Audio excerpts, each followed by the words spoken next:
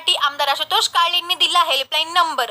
बदलापूर येथील शाळेत चिमुरडीवर झालेल्या अत्याचाराच्या घटनेच्या पार्श्वभूमीवर मतदारसंघातील विद्यार्थिनींच्या सुरक्षेसाठी आमदार आशुतोष काळे यांनी आपल्या संपर्क कार्यालयाचा 9858550333 हा हेल्पलाईन नंबर दिला आहे।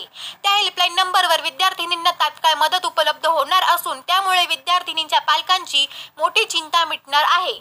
बदलापूर शाळेतील अत्याचाराच्या घटनेच्या पार्श्वभूमीवर आमदार आशुतोष काळे यांनी सोमवार दिनांक 26 ऑगस्ट रोजी कोपरगाव मतदारसंघातील सर्व शैक्षणिक संस्था चालक तसेच जिल्हा परिषद शाळा व रयत शिक्षण संस्थेच्या सर्व शाळा महाविद्यालयांच्या मुख्याध्यापकांची कोपरगाव येथे श्री साईबाबा तपोभूमीच्या हॉलमध्ये बैठक घेतली।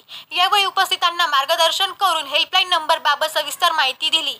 यावेळी कोपरगाव शहर पोलीस निरीक्षक भगवान मथुरे, कोपरगाव ग्रामीणचे पोलीस उपनिरीक्षक राजेंद्र महाजन, नायब तहसीलदार प्रफुल्लिता सातपुते, पंचायत समिती महिला व बाल कल्याण अधिकारी पंडित वाघेरे, गट शिक्षण अधिकारी शबाना शेख, रयत शिक्षण संस्थेचे जनरल बॉडी सदस्य कारभारी आगवान पद्माकांत कुदळे, कर्मवीर शंकरराव काळे, सहकारी साखर कारखान्याचे उपाध्यक्ष शंकरराव चव्हाण, संचालक सुधाकर रोहम, दिलीप बोरनारे, सचिन चांदगुडे, माजी संचालक बाळासाहेब भाराते, नंदकिशोर अवताडे, राजेंद्र अवताडे, ज्ञानेश्वर गव्हाणे तसेच मतदारसंघातील शाळा महाविद्यालयांचे संस्थाचालक, मुख्याध्यापक व प्राचार्य मोठ्या संख्येने उपस्थित होते।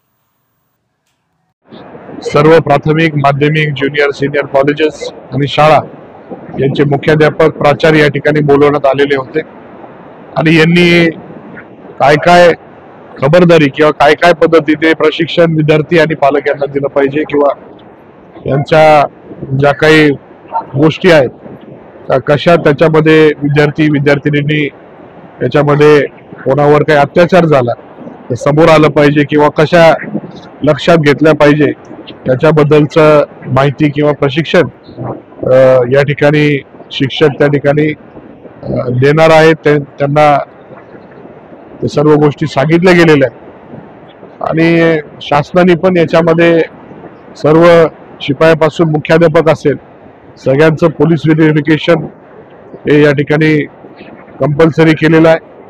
तर याही देखील सूचना या सर्व मुख्याध्यापकांना दिल्या की आपण प्रत्येकाची तपासणी करून घ्या आणि ज्या काही CCTV असेल काही भौतिक गोष्टी अजून त्यांना गरजेच्या असतील याला टप्प्याटप्प्याने आपण तर कार मरतोच आहे, याला कुठे निधी लागला तर निश्चितपणाने तो निधी उपलब्ध करून देण्यासाठी माझ्याकडनं मदत राहील अशा प्रकारची ग्वाही या निमित्ताने दिलेली आहे।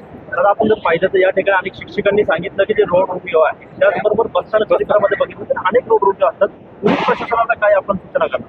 ते पोलीस प्रशासन म्हटले आता आपले शहराला नवीन PI आलेले आहे पण निश्चितपणाने त्या पुढच्या कालावधीमध्ये आता आल्यापासून थोडे त्यांनी सुरुवात केलेली आहे असे राऊंड मारायची।